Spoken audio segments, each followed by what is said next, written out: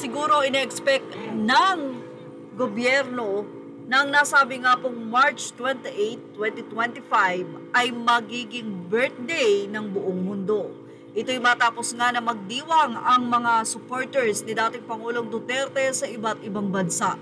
Pero hindi naging masaya ang lahat dahil biglang lumaganap sa social media at nag-viral ang di umano ay pagdakip sa mga OFW sa Qatar, kung saan ay nagdiwang sila nang nasabi nga daw kaarawan ni President Duterte bilang pakikiisa sa kanilang panawagan sa nangyari dito na iligal nga daw na pag-aresto. Pero paano nga ba maipapaliwanag ang mga naging pahayag ng mga netizen na mismong nandoon sa pangyayari? Katulad na lamang ng nasabing pahayag na ito. Sa mga nagpapalaganap ng fake news lalo na sa isang station dyan, maka-pro or anti-Duterte man, kailangan bang magsiraan? Halos kilala ko ang mga nakuha sa Qatar. Gabi po sa Qatar noon, 27. Bakit mga lumalabas sa vlogger at sa news ang liwanag ng araw? Kalokohan. At excuse me, Philippine Embassy, Qatar, why? Iprali yun, lahat sana sila, bakit mga naka-t-shirt lang ng DDS ang kinuha nyo? Stop to fake news, sabi pa ng Abnoy Station. Pauwi na ang mga nadampot, wala pa hearing, uwi na agad. Di ba ninyo alam, doon super over ang news nyo. Hindi sana ako mag-post kaso kawawa sila. No reason kundi ang sabi nila sa police, why? What is the problem? Your embassy, call us. Kung katotohanan man ito o may katotohanan, pangalawang pagkakataon na isinuplong ang mga kapwa Pilipino sa dayuhan. Narito ang konvo na ibinahagi ng nasabing netizen na ito kung saan ay saksi sa nasabi nga po na paghuli di umano ng mga OFW sa Qatar. HMBL, I don't know what it is HMBL mean, but HMBL, sang miga ko, early pa lang nakita na sila sang police. HMBL daw, how are you? Are you okay there? It is nice inside. HMBL pa daw nila, yes. Tapos, HMBL sa Ila, Yala, enjoy.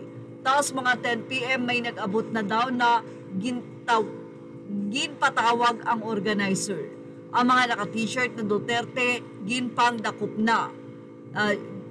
Pamangkot daw, ano amon sala, sir? HMBL daw sang police. We don't know but your embassy called us and HMBL dakpon daw ang mga naka-Duterte. Ito pa ang nasabing pahayag ng mismong nakasaksi sa nasabi nga pong event. Ito yung mga sumusunod na fake information.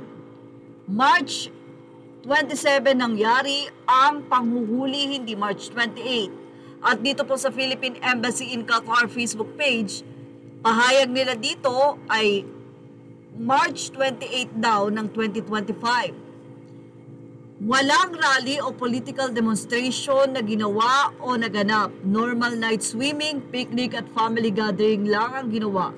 Kaya nga maraming mga bata rin nakasama ng mga magulang. Sinong magulang bang isasama ang mga anak nila kung alam nilang may rally sa pupuntahan nila?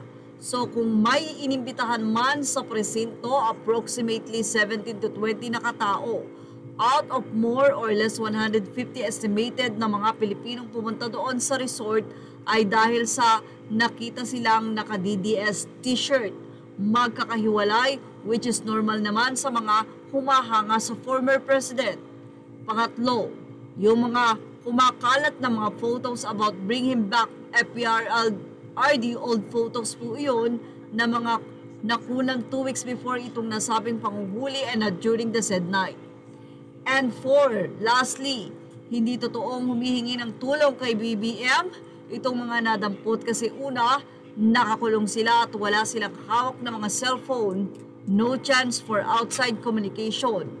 At pangalawa, DDS diehard ang mga yon. Ba't hihingi ng tulong sa taong against nga sila? Gayon pa man ako'y naniniwala na hindi nagkulang ang Philippine Embassy dito sa Qatar para magpaalala sa mga Pilipino kung ano ang mga ipinagbabawal. Ang tungkulin ng ating embahada na pangalagaan ang kapakanan ng ating mga kababayan sa iba't ibang bansa. So tigilan na po natin ang pagkakalat ng mga fake news about sa nangyari dito nung Thursday night, March 27, 2025 around 8:30 p.m. dahil wala kayo sa aktwal na pangyayari at mismong venue. Ano man ang kahinatnan ng paglilinaw kung ito, handa akong makulong, mapalabas lang ang katotohanan kaysa makulong dahil sa kasinungalingan.